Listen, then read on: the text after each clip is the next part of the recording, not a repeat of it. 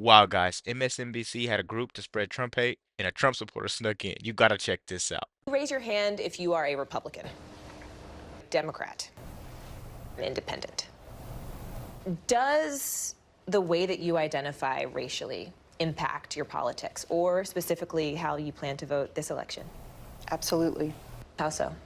I'm not going to lend my support behind someone who does not support people who look like me.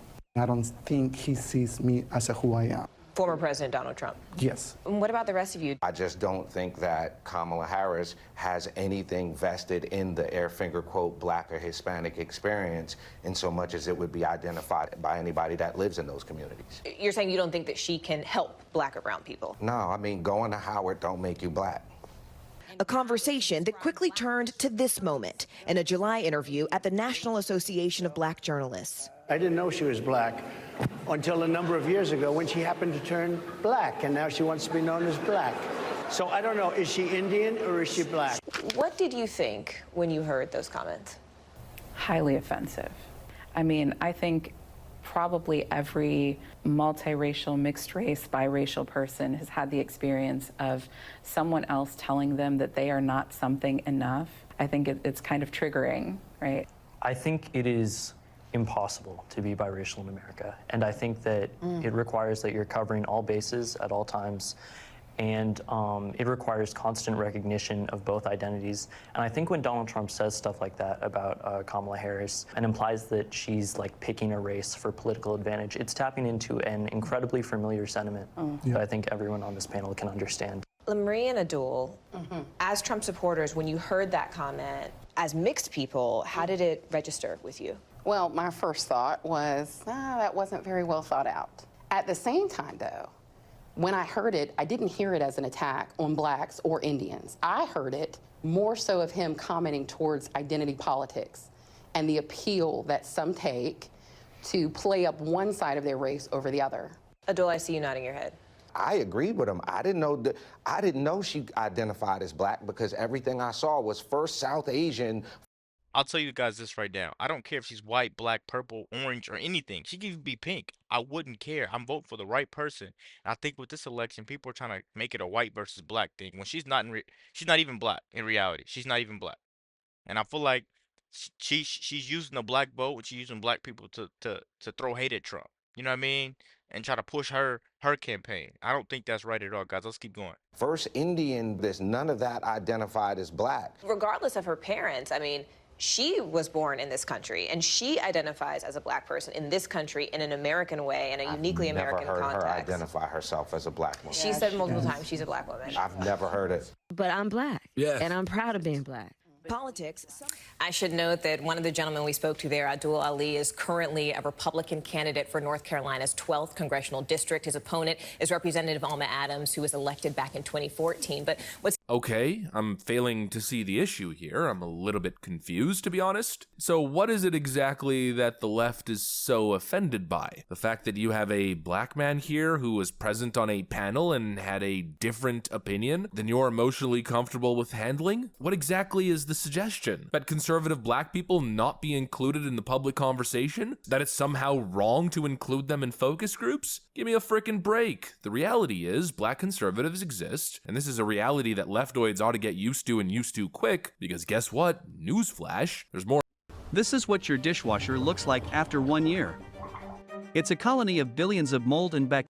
More and more of them by the day as your insane policies continue to push black men away from the Democrat Party. You know, I don't know if leftoids realize, but this focus group wasn't a focus group of undecided voters, people pretending to be nonpartisan or on the fence, independents who don't know who they're going to vote for. It was simply a group of mixed-race voters giving their opinions. And yeah, the reality is there's people who have different opinions that you might not agree with, and those people ought to be represented. But of course, the Democrat view is that he's a Republican GOP shill that was sent to attack Kamala Harris. What an absurd statement. He was sent to push the party talking points. No, he wasn't. He's a man who ran his own congressional bid for office, who happens to do a political podcast where he gives a right-wing opinion. There's nothing wrong with that at all. You know, like I said earlier, I think this was a breath of fresh air. Finally, an opposing view was represented on MSNBC. And his view in particular is a relevant view. It's not just a Republican attack line that one of Trump's minions is pushing as he's infiltrated this focus group. No, it's actually a very popular popular, pervasive view that a lot of people share. What do you guys think about Kamala? It'll be cool. She's terrible. If she comes into office, it will be done. It'll be cool to see her.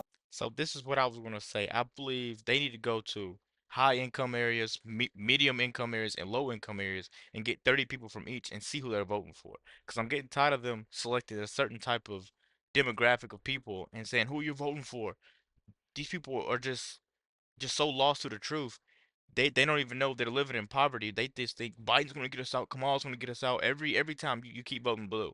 And all these people when Trump was in office, they didn't even know because they distracted you with COVID, but he had such a great presidency. These people don't even know they're poor, but they're poor because of these people. They're gonna keep voting blue. No matter who, they're just gonna keep voting blue. Let's keep going, guys. Because I really need these type of people to wake up. I really need you guys to like the video right now, but I need you guys to spread this kind of stuff. Because these people need to see this to hopefully that will help them. Let's keep going.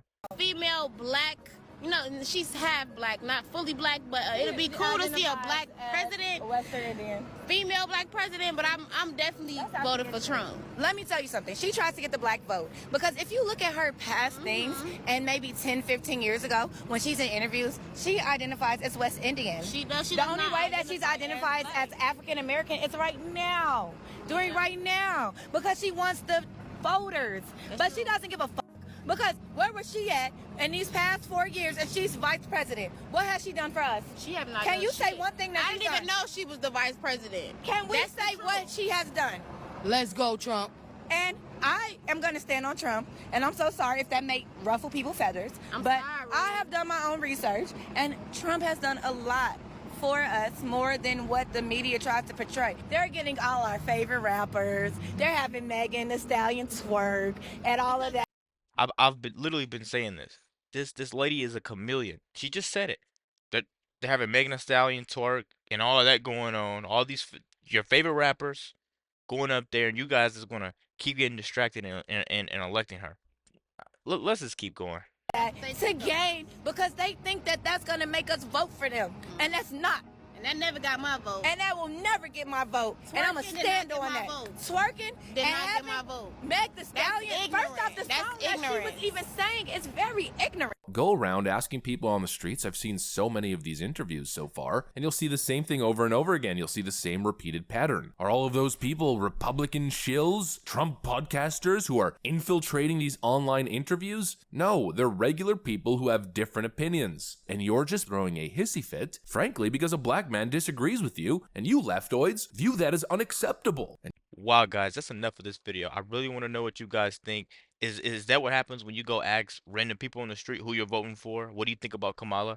Because the way I look at it is when you get a random person, you don't get all the hate. I feel like these are pre-selected people that they're giving, checks and money to that are poor and tell me, who are you voting for? I'm voting for Kamala. These people are just so lost that they don't know that the truth is right there in front of them and what's going to set you free is right there. Let me know what you guys think about that. Be sure to like, comment, subscribe if you're new. And as always, let me know what to react to. We're out.